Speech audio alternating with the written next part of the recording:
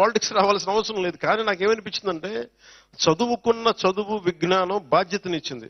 నువ్వు పొట్టి శ్రీరాములు గారి త్యాగం మీద నువ్వు జీవితాన్ని గడిపేసి, స్వాతంత్ర సమరయోధులు త్యాగం వల్ల నువ్వు జీవితాన్ని గడిపేసి నువ్వేమి తిరిగి సమాజానికి ఇవ్వనంటే నీకు కుదరదు. అది నా అంతరాత్మ చంపేసిందన్న.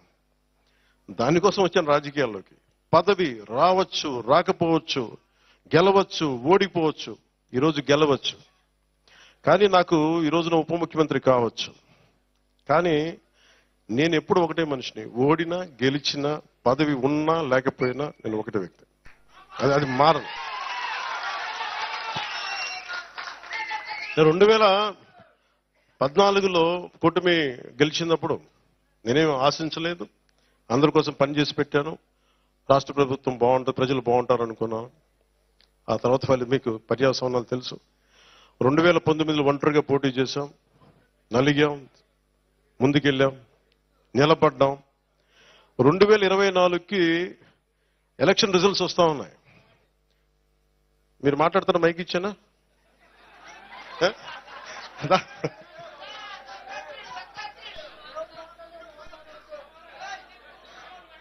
కొంచెం మీరు రైట్ సైడ్ దయచేసి కొంచెం మీరు మౌనం పాటించండి.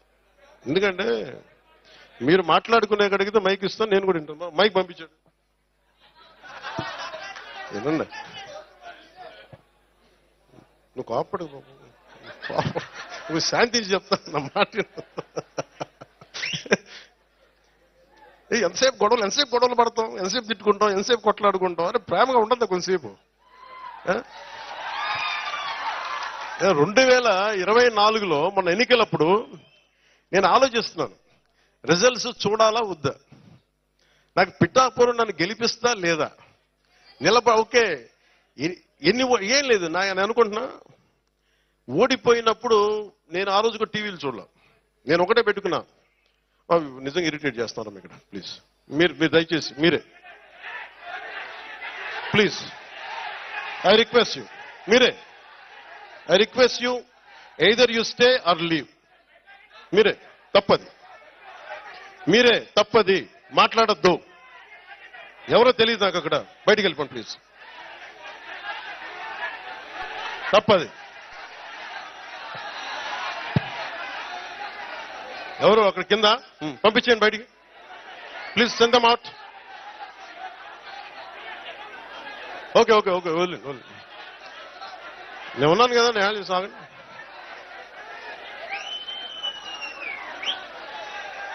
ఓకే దయచేసి కూర్చోండి. ఓకే దయచేసి కూర్చోండి. Either you maintain silence or please. Okay అమ్మా దయచేసి ఓకే వదిలేండి.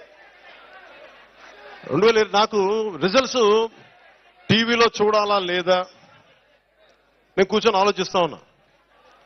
నాకేమనిపించిందంటే కూటమి అఖండ మెజారిటీతో గెలవబోతున్నది నాకు అర్థమైంది, నాకు తెలుసు. నేనన్నా నేను ఏమి టీవీ చూడను, నేను ఒక్కడిని కూర్చున్నా, ఏదో పుస్తకం చదువుకుంటా ఉన్నా. ఎవరన్నా సరే వచ్చి నాకు చెప్పండి, మనం కూటమి గెలిచింది, జనసేన మొత్తం అన్ని స్థానాలు గెలిచింది, పవన్ కళ్యాణ్ పిఠాపురంలో గెలిచాడు. ఈరోజు ఇది చెప్పండి. నేను చూడలా. ఎందుకు చూడలేదంటే నేను నా మనసుకి ఎట్లాంటి సంకేతాలను పంపదలుచుకోలే, టెన్షన్ పడదలుచుకోలే. నాకు అనిపించింది నా కర్మ నేను బాగా చేశాను, నా బాధ్యత నేను సరిగ్గా నిర్వర్తించా, వెనకడుగు ఇలా నిలబడ్డా. భగవంతుడు నా చేతులు ఏదిస్తే అదే అనుకున్నాను. కానీ అఖండ విజయం ఇచ్చాడు భగవంతుడు. ఇదే పిఠాపురంకి వచ్చి నేను సనాతన ధర్మాన్ని చాలా బలంగా పాటించే వ్యక్తిని, చాలా బలంగా పాటిస్తాను. అలాగే అన్ని మతాల్ని సమానంగా గౌరవించాను. అదే మన పిఠాపురంలో బంగారు పాపం దర్గా దగ్గరికి వెళ్ళాను. అక్కడ లోపలికి వెళ్తే ఎంత బలమైన నాకు ఒకసారి శక్తి అనిపించిందంటే లోపల మొత్తం ఆలోచనలు ఆగిపోయినాయి. చూడటానికి కరెక్ట్గా ఇంతే ఉంది, ఒక 3 అడుగులు కూడా లేదు, 2 అడుగులే ఉంది ఆ దర్గాకి దానికి లోపలికి స్థలం. ఎంత శక్తివంతంగా అనిపించిందో నాకు. అలాగే నేను మన ఉప్పాడ యాత్ర మనకి మీటింగ్కి వెళ్తా ఉంటే ఒక తల్లి ఒక బైబుల్లోని ఒక సూక్తి మన ఒక పేజ్ చదువుతా ఉంటే, ప్రార్థన చదువుతా ఉంటే నేను కదిలిపోయాను. ఆ తల్లి పాదాలకి నమస్కారం పెట్టాను. అలాగా ఒక మతం కాదు, ఒక కులం కాదు, అందరూ కలిసి ఎంత ఘనమైన విజయాన్ని నాకు ఇచ్చినందుకు అలాంటి నాకంటే వయసులో పెద్దలందరికీ కూడా, నాకంటే వయసులో ఉన్న పెద్దలందరికీ కూడా నా పాదాభివందనాలు. అంత గొప్పగా దీవించారు. ఈరోజు మీరు అందించిన ఈ విజయం నాకు దేశ చరిత్రనే తిప్పగలిగే అంత శక్తినిచ్చింది నాకు. అంటే దేశం కోసం పనిచేయడానికి శక్తినిచ్చింది విజయం. ఒక్కొక్కసారి ఎంత దెబ్బలు తిన్నా చిన్నపాటి విజయం, ఒక చిన్నపాటి వెన్ను మీద సున్నితంగా తట్టు, నాకు అలాంటి బలమైన నాకు మీరు నిలబడ్డారు. నేను మర్చిపోలేను. నేను చాలాసార్లు చెప్తాను, నా కడ వరకు, నా ఆఖరి శ్వాస వరకు నేను ప్రజల కోసమే పనిచేస్తాను.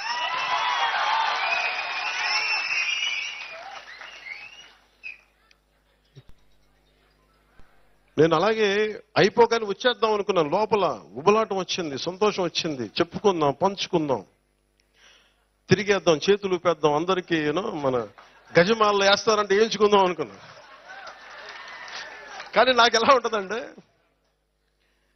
ఓకే నువ్వు వేయించుకుంటావు, నా మనసు ఇంకో మనసు ఏం చెప్తుంటుంది, నువ్వు గజమాలలో వేయించుకుంటావు, ఆ తర్వాత ఓకే తిరుగుతావు రోడ్లంతా, ఆ తర్వాత నాకు కావాల్సినది కాదు, పిఠాపురం ప్రజలకి అసలు నువ్వు ఏం పని చేసి పెడతావు చెప్పు నాకు. విజయం వచ్చాక అందరూ ఎగురుతారు, అందరూ దండలేస్తారు. నీకు ఎంత ఘనమైన విజయం ఇచ్చినందుకు ప్రజలు, నువ్వు ప్రజలకి అంత ఘనంగా నువ్వేం పనులు చేసి పెడతావు నాకు చెప్పు. నేను కూర్చున్నా, నాకు వచ్చి చేతులు ఊపి కృతజ్ఞతలు చెప్పడం సరిపోలా, ఒళ్ళోంచి ఒక కూలీలా పని చేయడానికి సిద్ధపడిపోయాను. అందుకే నాకేమనిపించిందంటే, పొద్దున పెన్షన్ సభలో కూడా చెప్పా, ఒక నిమిషం స్లో, తర్వాత ప్లీజ్ దయచేసి ఒక నిమిషం. ఇప్పుడు స్లోగన్స్ అయిపోయినాయి, ఇప్పుడు మనం పని చేయాలి. స్లోగన్స్ ఇక్కడ దాకా తీసుకొచ్చారు కదా, పని చేద్దాం. ఇదేంటంటే నేను ఒకటే కోరుకున్నా, నాకు పని చేయాలి ఇక్కడ. నేను పిఠాపురాన్ని అంతకు ముందు ఎవ్వరూ అభివృద్ధి చేయనంత విధంగా భారతదేశంలో పిఠాపురం అనే ఒక నియోజకవర్గం దీనికి ఒక అంతర్జాతీయ గుర్తింపు తీసుకొచ్చిన రోజున అప్పుడు ఊరేగుతాం. అప్పుడు నియోజకవర్గం అంటే పిఠాపురంలా ఉండాలి.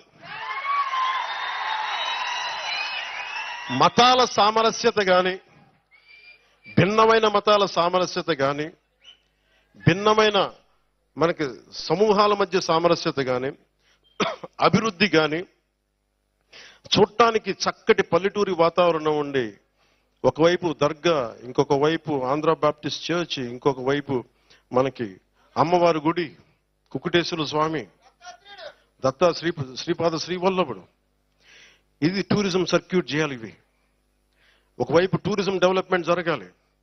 యువతకి ఉపాధి అవకాశాలు, చాయిస్ కావాలి. ఒక ఉద్యోగం సరిపోదు, 2-3 ఉద్యోగాలు, ఏ ఉద్యోగం ఎత్తుక్కోవాలి.